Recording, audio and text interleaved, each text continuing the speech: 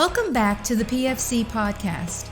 The views and opinions you are about to hear are the speakers and do not necessarily reflect those of anyone else. Now on to the podcast. Welcome back to the PFC podcast. This is Dennis, and today I have a very special guest. We have Colonel Shackelford from the JTS. How are you doing, Stacy? Hey, good afternoon. How are you doing? I'm doing very well. For anybody who lives under a rock and has not heard of your name, would you please introduce yourself?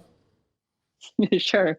So I'm Colonel Stacy Shackelford. I'm a trauma surgeon and currently serving as the chief of the Joint Trauma System down here in San Antonio, Texas. So absolutely very excited to have you on here today because we're talking about a pretty difficult situation, which is we're talking about abdominal trauma and probably more specifically exsanguinating hemorrhage from that trauma. So we're talking about big bleeds today. Fairly recently, they came out with the SOCOM paper. And when was that? 2012. They had the death on the battlefield from Estridge, and I would like to kind of go over some of those numbers so we know, I guess, exactly what we're talking about. Okay, yeah, very good. Starting with Colonel Eastridge's study back in 2012, this was death on the battlefield, 2001 to 2011, and they looked at mortalities. In particular, casualties that died before they got to the hospital, and or KIAs, and trying to just really look at how can we save more lives on the battlefield. And the way they really did this study is they were trying to really look at like all the possible future ways that we could potentially address saving lives on the battlefield, and not necessarily limited to current technology. And so just kind of summarize those numbers. In general, they did find that about close to 90% of the casualties died before reaching a surgical hospital or a surgical capability. And then out of those that died pre-hospital, close to 90% of those died from bleeding. And when you start breaking down the bleeding sites, is when you really look at, what can we do more to save those folks. And it's kind of impressive of those patients who had potentially survivable injuries that died of hemorrhage. 2/3 were from torso hemorrhage. And then, let's see, I think there were 13% died from extremity hemorrhage and 19% from junctional hemorrhage. We could break down even more the truncal hemorrhage. 1/3 of those were thoracic and 2/3 abdominal or pelvis. Right. So the abdominal injuries, clearly it's a large segment of the potentially survivable casualties. Yes. Yeah. So I guess, right now I'm fairly limited. I can do pressure dressings, etc. I can give blood, I can give TXA, I can give calcium. That's really about it that I have in my toolkit right now. Is there anything else that I could or should be doing? So that's a good question, because could and should are definitely two different things. And then, kind of just to bring in a little bit of additional data to help us answer that question. There was a more recent study looking at fatalities in SOCOM. And this is also done by the Armed Forces Medical Examiner System in collaboration with the Joint Trauma System. And they looked at all the SOCOM fatalities from 2001 to 2018, of which there were 369. But this study was done a little bit differently, and they actually looked at the difference between survivable injuries which is similar to what Easteridge looked at. But then they also tried to bring in some component of the operational scenario, and they talked about preventable deaths. So it would be possible to have a survivable injury, but if the military situation or the scenario was such that there was really no way to deliver care to that person, then that would be defined as an unpreventable death. Mm-hmm. And so in this study, they found, again, about a quarter or so of the deaths were potentially survivable injuries, but then only about close to 7%, 6.8% had a potentially preventable or preventable death. And so that really kind of brings it into perspective that, there's a lot going on the battlefield besides just taking care of medicine, which, you guys know obviously better than anybody, but just quantifies it better that, of all of the potentially survivable, in that study, they only thought that about a fourth of them, could have really been prevented through, the medical care, and the rest of it was, inhibited due to enemy activity, weather, whatever was constraining them. Right. That's definitely a very good point, and hopefully that kind of continues in other research, is adding some kind of tactical component to that, as we look forward to things. Right. It's gonna be a great big factor. But on the other hand, like when you're trying to think about, okay, what are we really interested in? What can I do today? Yes, of course we're interested in that. But we're also interested in what could we do in the future, from a research perspective and a development perspective, where can we go in the future? Right. And so, from that standpoint, you don't want to limit yourself to what you can do today. Of course. So your question was kind of like, what else can you do besides, advanced pre-hospital care? The options pretty well, but we talk about Reboa. We talk about sort of the next generation Reboa, which is a flow-through catheter, XLAP or preperitoneal packing, like sort of surgical damage control, surgical interventions. And then I wouldn't take abdominal aortic tourniquet completely off the table. I am intrigued by the role that device could play in pre-hospital management of torso hemorrhage. And I'm also sort of discouraged by the lack of data that we have on it. So it's difficult for me to, really make any definitive comments, but I do have some ideas for it. Okay. Well, the AAJT, I think it seems, pretty simple. Essentially, it's a big tourniquet. You put it around the abdomen, pushes pressure on the abdominal aorta, cutting off all the circulation below that.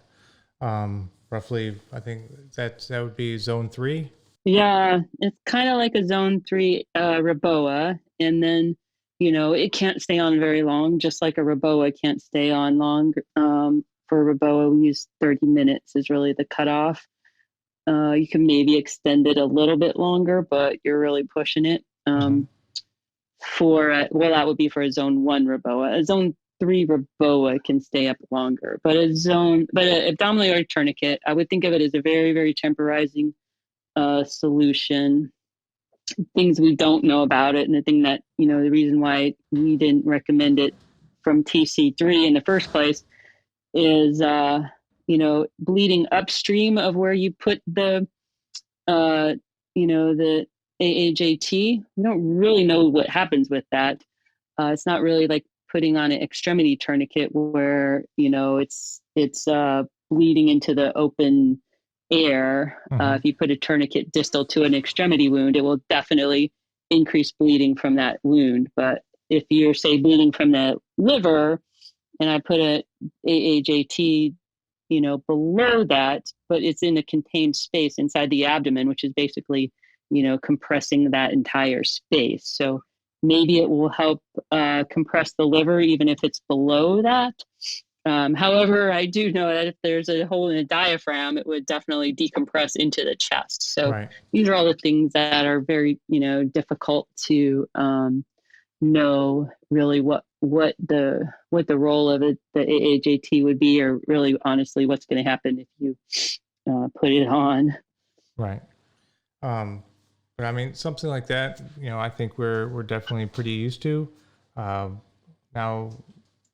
especially lately, they've been talking a lot about Reboa and even at least retroperitoneal packing. So a little bit more, or definitely more surgical, I guess, in technique. I guess, can you tell me a little bit at least about the retroperitoneal packing?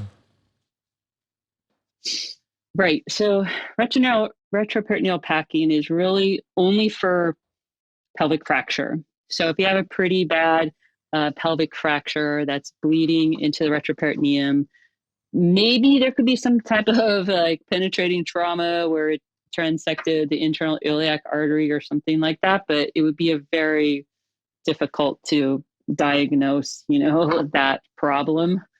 Right. So primarily we're talking about pelvic fractures, and you basically make an incision below the umbilicus down to the pubic symphysis, and then you open up through the fascia, but not through the peritoneum. Mm-hmm. And so you try to leave the peritoneal layer intact, and then you just dissect the peritoneum down from the abdominal wall all the way around till you get down to the sacrum, and you shove like 3 laps on either side. So it's like 6 lap sponges. Mm-hmm. It's, not a super easy thing to do, especially if the patient is not completely anesthetized, which means they're actually breathing on their own. Right. If they're not chemically paralyzed, they're going to have a lot of muscle tone. And especially if you're talking about a warrior, they're going to have like significant muscle tone. That's going to make that pretty hard. But on the other hand, I feel like it would be sort of not that risky that you would necessarily risk making them a lot worse, but honestly, very challenging to think about doing that in someone that wasn't under like a complete general anesthetic with muscle paralysis. Okay. I mean, is that fairly, the way you describe it sounds pretty easy. What kind of, I guess, training goes into teaching your residents that? It is interesting. I heard my friend from Israel was over here recently, Brigadier General Glasberg, and he likes to say, why do we send surgeons, forward? And he's like, it's not to do surgery, it's to make better decisions. And so he looks at, and so honestly, the difficult part about all of these procedures is like deciding when to do it. And then when you do decide to do it, it's kind of like managing the situation so that everything else that needs to happen in order to keep the patient alive while you, surgeon, are doing that procedure is an extremely complex environment. And so you're talking about, all right, someone needs to manage the airway and the sedation and the muscle paralysis. And then someone else needs to kind of like manage the IV access and, getting all the blood transfused. Whereas probably there's someone else that's not even on the patient that's getting the blood to you. Right. From wherever it's coming from, especially if we're talking about walking blood bank, there's another level of complexity there. And then someone assisting the individual who's doing the procedure. So when you kind of start adding up the number of things that need to happen simultaneously, now you're talking about like pretty big commitment of resources there into one individual. So so it has to be like the situation has to be able to support that, and then it has to be like a team of individuals, and one of them has to have some pretty good surgical skills, while the other ones have to have some pretty good resuscitation skills. Right. And that's definitely something I think guys don't necessarily think of, is all the things that have to take place before an intervention such as this is going to have to happen. You're not hood sliding in and then throwing a Reboa catheter, offhand, into the place and saving the day. Somebody's going to have to, one, you got to get to him. You got to get to the patient. You got to start your march. You got to find the actual bleeds. Start treating as best you can. Somebody's got to get access. Somebody's got to start spiking blood. Somebody, I would imagine, an abdominal, injury such as that you're talking about doing Reboa, non-compressible hemorrhage or even retroperitoneal packing is probably a significant amount of blood. Yeah. I mean, I think it's hard to quantify, but it's probably a minimum of 6 units of blood, upwards of I mean, I would say 6 to 20 would be like somewhere in the realistic range. We've definitely had, surgical patients that had upwards of 100 units of blood, but in that, that would be like a crazy injury that you wouldn't really think of as being survivable in that scenario if Right. Weren't at a pretty advanced surgical capability. So I think between 6 and 20 units would be the amount you'd be talking about. That you would have to have available to do this procedure? Right. Yes. Okay. Just out of a quick tangent, I guess more chasing that down. I guess, obviously you've deployed downrange before. You've seen these trauma patients. You've dealt with those trauma patients multiple times over. I guess how soon are we talking about within doctrinal timelines as far as the casualty's been injured, the time he gets to you, you're now having to resuscitate with, up to 20 units easily? Or it's an easy 20 units for that patient, I guess. He's lost that much blood that quickly. Right. Yeah. Well, part of that comes from, and this kind of gets into the question of, doing an XLAP pre-hospital, because, or, at an earlier stage before they get to a robust surgical capability. As the, patient is initially stabilized, and as we've looked at these times, if someone is basically bleeding to death from an injury that is survivable, that person probably needs to get blood on board within about 30 minutes. Yeah. Now there could be someone that's bleeding faster, but a lot of those injuries are non-survivable. So our planning factor is about 30 minutes for transfusion, and that can actually buy them a fair bit of time. We don't know how much, but there's been some outlying cases where they've bought them several hours. And, but for the most part, you need to get to a surgical team within about 60 minutes if you don't have pre-hospital transfusion. If you do, that probably buys you another 30 to 60 minutes, relatively speaking. And then at that point, you're really looking at the mortality will increase quite a bit if you're not able to, get in there and stop the bleeding at that point. Right. But the thing is, like, once you open the abdomen, any degree of tamponade that's sort of partially controlling the bleeding is now completely gone. And that's usually at the point where we really are really starting to dump in the blood transfusion, is at the time when the surgeon is directly addressing, finding the bleeding site and controlling the bleeding site. That is, when a lot of the transfusions end up going in. I mean, when we put in a Reboa, that that does potentially have the the possibility of getting quicker hemorrhage control, and then may ultimately save blood products. I don't know that there's a lot of data to show that yet, but it does, I think anecdotally we feel like it does, help us manage the blood products easier, get it stopped sooner. Yeah, I mean, that definitely makes sense. Turn the faucet off um, will help save, the amount of units you end up having to give somebody, or at least hopefully reduce the amount. Just like, TXA, just like calcium, all those, they were all supposed to, reduce the amount of transfused fluids. Um, Yep. so, Yeah, whole blood, calcium, TXA, even just warming the patient, mhm, definitely has a role. Um, kind of like the other thing I've been kind of thinking of is that, someone that comes in with a gunshot wound to the torso, it's actually quite difficult to know where the actual injury is. mhm, And so you do have to be very, very skilled with ultrasound to begin to figure that out.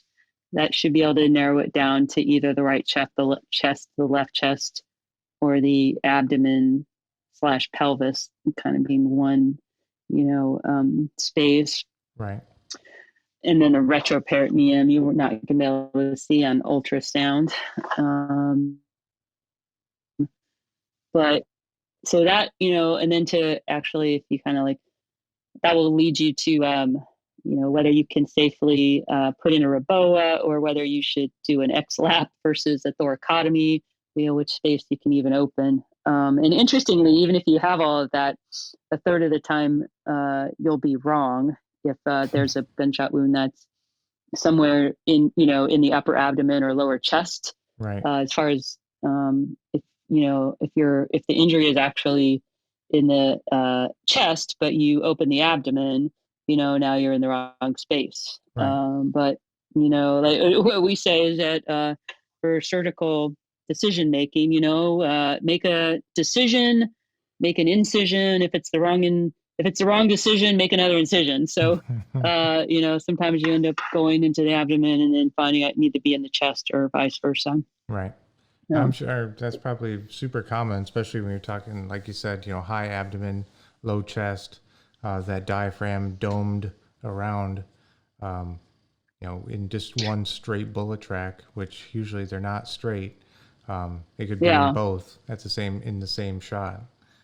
right. Absolutely. And sometimes, if if say like the liver is injured, but there's a hole in the diaphragm, then all the blood will kind of get sucked into the chest because it's a negative pressure area. So, you can be kind of fooled as to, where the most blood is not necessarily where the bleeding is coming from. Hmm. Hmm. Um, so after having said all that, if you were put in charge to fix this problem of abdominal trauma, I guess where would you start focusing? Where would you put your effort? Um, so I think there's a couple of things. One, I would want to, I mean, the basics, I learned this, the Rangers always talk about this, especially, the basics are like essential. So you have to be like incredibly good at stopping external hemorrhage. You have to have a really good feel for how to control junctional hemorrhage, um, how to, get a tourniquet on quickly and perfectly, and and then to be able to get blood on board, whatever your plan is, whether you're carrying cold stored or if you're walking blood bank is your plan. Like that is like the most important life-saving skills you can have. Managing airways is probably up there somewhere close to the top, but given the number of hemorrhagic deaths, that takes priority. Hmm. I've also thought about, there is a good number of these torso deaths coming from the chest, and I'm actually curious about the role of chest tubes. I think it's underemphasized, but actually putting in the chest tube and re-inflating the lung, by expanding that lung, it actually compresses some of the bleeding, and that can actually reduce chest hemorrhage. So I do think there may be potentially a larger role for chest tubes. Um, it's hard to quantify that, especially if you may or may not have suction and you're just relying on like a Heimlich valve. Hmm. But if a Heimlich valve is successful in re-expanding the lung, that should contribute to reducing bleeding there. So I think that's a good skill to have. And then even looking for better material solutions so that it's easier to put in a chest tube. I think that would be a focus. I would love to have more animal experience, like experimental evidence from animal studies looking at the effect of an abdominal aortic tourniquet. So, that would be my request, would be to really study that. And then to really look at the role of resuscitation teams. I think certainly these advanced resuscitation skills, a bunch of things need to happen simultaneously, along with really good ultrasound skills and advanced decision making. And so I think the role of a team of people that maybe they're not surgical exactly, but they can do some of these more advanced procedures. I think that is probably one of the bridges to surgery. And then they talk about, if you think like Jamie Riesberg likes to say, if you think you need a surgeon on the battlefield, put one there. Right. So Yep. maybe we maybe we need more surgeons, but even single surgeon teams have difficulty managing any of the really more complex injuries, honestly. And so it's definitely a spectrum. Yeah, especially when you're talking about simultaneously having a anesthetist, a resuscitationist, and a surgeon at a minimum. Just keeping this guy alive long enough. The amount of resources. I mean, that to me, it definitely is not screaming, 18 Delta. You're screaming, some kind of sauce team or sort team or somebody like that. Yeah, either that or maybe like about 18 Deltas that have trained in trauma centers right together. So then we would equal one medic. I wouldn't put it beyond 18 Deltas, but it is really just a very, very unified team effort that goes into that sort of advanced resuscitation. And anecdotally, like even from the cases that I've had, I can think of a few cases where we basically just opened the abdomen and we're like, oh, he's bleeding from this little thing on the omentum or this little tiny edge of the liver, and you just like put a clamp on it. And so, you could totally have a situation where you did that and you just got very lucky, but you probably have equally or greater chance of increasing the bleeding and making them worse. And you just don't know which is which. So right. And is that because you're unroofing the hematoma there?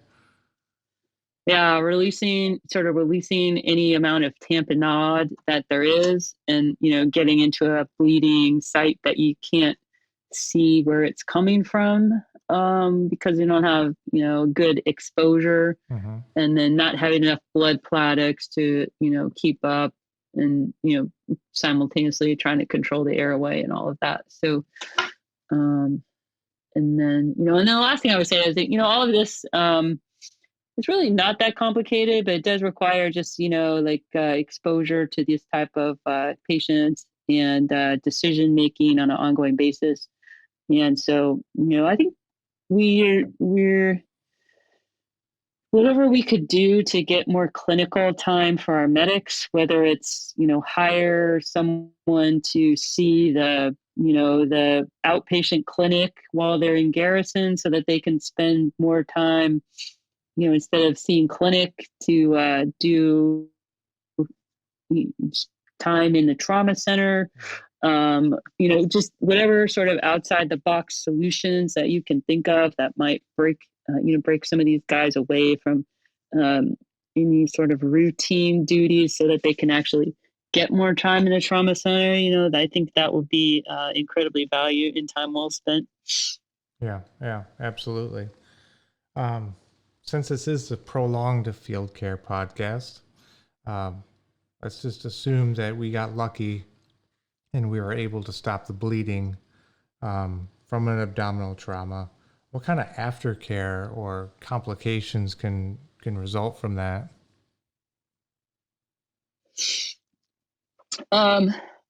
So obviously a lot. Just kind of think about things like associated injuries, bowel injuries potentially, pancreas, kidney, etc. You have an open abdomen, so you need to somehow manage that. You can temporarily manage it with like a large Ioban plastic, which is what we typically use, or something like a Bogota bag, which is plastic sewed to the skin edges. And, helping just kind of keep the guts in place. Then you have a guy with an open abdomen, probably can't breathe very well.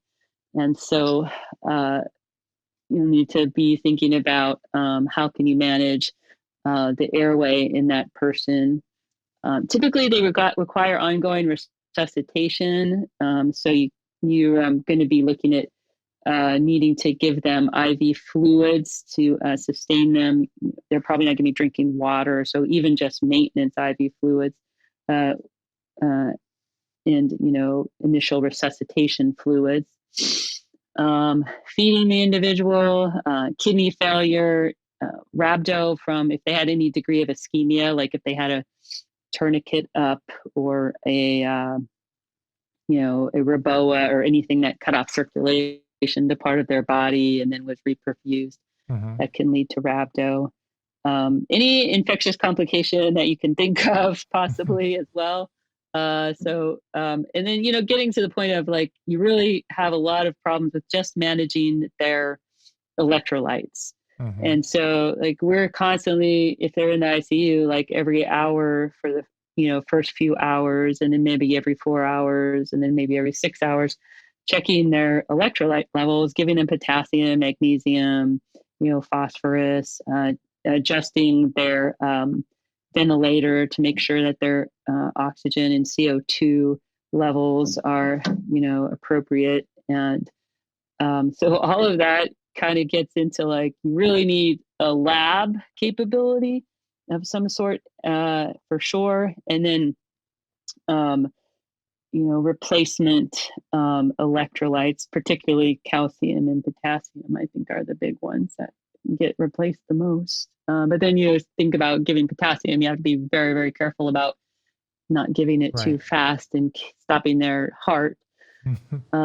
So blood clots, I don't know, like it is pretty complex for that. And I think, in the immediate post op period, it comes down to resuscitation, checking labs, and managing their hypoxia. Vent management. Biggest challenges. Yeah. Would you think, as kind of a general rule, at least in the ICU, hospital-based medicine, these bad abdominal traumas, are they usually tubed and vented as just a kind of a general rule to help with that oxygenation? Usually. It's not like 100%. Right. So, and it kind of also depends on how much blood they got. The more blood they got, usually the more inflammatory reaction and the more sort of third spacing they'll have and the more hypoxia. So, and sometimes you'll just go in there and it's like, oh, they just had a bowel injury. You'll fix that, take it out, put it back together, that type of thing. Right. And then you make a pretty quick recovery, but that'd be a pretty challenging operation for an 18 Delta, to do a bowel resection. So, yeah. But, you practice it a few times, I'm sure you can do it. But yeah, I saw it on YouTube, so I'm pretty confident. Totally. You can totally do it on YouTube. Yeah. That's next YouTube video, abdominal trauma. But as we're getting close to the end here, Stacy, is there anything else that you would like to kind of educate somebody on, or Any advice you would have for somebody who has to deal with, a patient like this? You're right now that our best chance of saving a patient with abdominal trauma is to really focus on everything that can sustain their coagulation. So whole blood, yes, but even more so than cold whole blood, warm, fresh whole blood is probably going to be the best thing for, clotting, for controlling your own hemorrhage. And then the 2 gram TXA dose, yes. Any external hemorrhage, absolutely get that under control. And, calcium is in there as well to help improve those coagulation as well.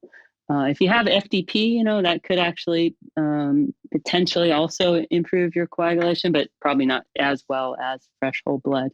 And then don't forget about just the role of warming the patient. We know that hypothermia is contributes to the triad of death just by making you more coagulopathic. So just getting them warmed can help. And then there might be some type of role in terms of positioning the patient. And it's just it's hard to know, but if let's say you're bleeding from the neck, if you sit the patient like 30 degrees elevated, that will dramatically decrease the bleeding from the neck. So then you kind of have to think, well, if they're bleeding on the right side of the abdomen, maybe putting that side up might make a difference, but it's hard to know for sure if you're just looking at one bullet hole where their bleeding side is from. But sometimes you might have an idea if you think they're bleeding in the right chest, or even just in the chest. You might elevate their head to help reduce the pressure in that part of the body. So that might be applicable to certain individuals, depending on what's going on. Mm-hmm. Cool. And then, and I also mentioned the part about, a chest tube getting the lung reinflated. That may actually have a role in controlling chest hemorrhage. Mm-hmm. Cool. Hey, thank you very much, Stacy. I really appreciate it. Yeah, you bet. And I hope all of you guys out there never end up having to get in a situation like that. But if you do find yourself having facing a really, really difficult decision, maybe also telemedicine consult might give you some additional advice that can help you in your decision making. But a lot of it comes down to experience. And, I think that experience probably gained by taking care of real world patients. So the more you can do that, the better it is. Outstanding. Hey, thank you again. All right, right on. Thanks, guys. Be sure to go to our website, www.prolongfieldcare.org.